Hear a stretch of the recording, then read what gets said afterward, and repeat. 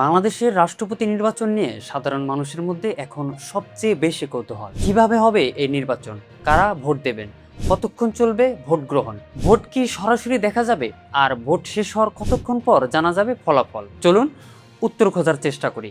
আগামী 20 আগস্ট অনুষ্ঠিত হবে বাংলাদেশের 23তম রাষ্ট্রপতি নির্বাচন। তবে এটি সাধারণ মানুষের সরাসরি ভোটে নির্বাচন নয়।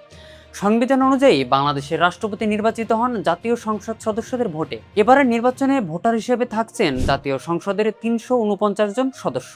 সবচেয়ে গুরুত্বপূর্ণ বিষয় হলো রাষ্ট্রপতি নির্বাচনের ভোট গ্রহণ হবে মাত্র 3 ঘন্টা, অর্থাৎ 20 আগস্ট দুপুর 2টা থেকে বিকেল 5টা পর্যন্ত জাতীয় সংসদ ভবনের অধিবেশন কক্ষে বিরতিহীনভাবে চলবে এই ভোট গ্রহণ। সংসদ সদস্যরা নিজেদের আসনে বসেই ভোট দেবেন। এখন প্রশ্ন হলো, ভোট দেবেন কিভাবে? রাষ্ট্রপতি নির্বাচন আইন অনুযায়ী প্রত্যেক সংসদ সদস্যের একটি করে ভোট থাকবে। সংসদ সদস্যদের কাছে নির্ধারিত ব্যালট পেপার পৌঁছে দেবেন নির্বাচনী কর্মকর্তারা। এরপর ব্যালটে যে প্রার্থীকে ভোট দিতে চান তার নামের বিপরীতে নির্ধারিত স্থানে নিজের পূর্ণ নাম লিখে স্বাক্ষর করে ভোট দিতে হবে। তারপর ব্যালটটি নির্ধারিত ব্যালট বাক্সে জমা দিতে হবে। এবারের নির্বাচনে থাকবে 3টি স্বচ্ছ ব্যালট বাক্স। সংসদ সদস্যরা ভোট দেওয়ার পর তাদের সামনে থাকা এই 3টি বাক্সের যে কোনো একটিতে ব্যালট জমা দিতে পারবেন। ভোট পরিচালনায় নির্বাচন কমিশনের 20 সদস্যের একটি টিম কাজ করবে, আর পুরো ব্যবস্থাপনায় নির্বাচন কমিশনের সঙ্গে সমন্বয় করবে সংসদ সচিবালয়।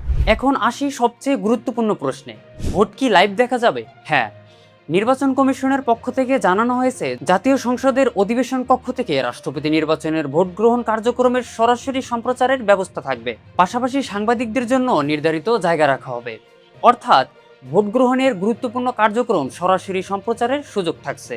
তবে একটা বিষয় মনে রাখতে হবে, লাইভ সম্প্রচার মানেই প্রত্যেক সংসদ সদস্যের ব্যালটকে কাকে ভোট দিলেন সেই ব্যক্তিগত ভোটের প্রতিটি মুহূর্ত ক্যামেরায় দেখানো হবে এমনটি বলা হয়নি। আইন অনুযায়ী ব্যালট দেওয়ার নির্দিষ্ট পদ্ধতি ও গোপনীয়তা নিরাপত্তার বিধান অনুসরণ করেই ভোট গ্রহণ হবে। এবার প্রশ্ন, ভোট শেষ হওয়ার পর ফলাফল কিভাবে হবে? দুপুর 2টা থেকে বিকেল 5টা পর্যন্ত ভোট গ্রহণ চলবে। ভোট গ্রহণ শেষ হওয়ার পর ব্যালট গণনা করা হবে। এখানে আরেকটি গুরুত্বপূর্ণ বিষয় হলো, ফলাফল জানার জন্য দীর্ঘ সময় অপেক্ষা করতে হবে না।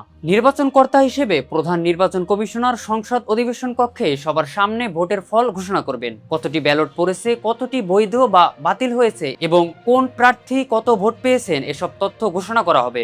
এরপর নির্বাচন কমিশন সচিবালয়ে আনুষ্ঠানিক প্রক্রিয়া সম্পন্ন করে চূড়ান্ত ফলাফলের গেজেট প্রকাশ করা হবে।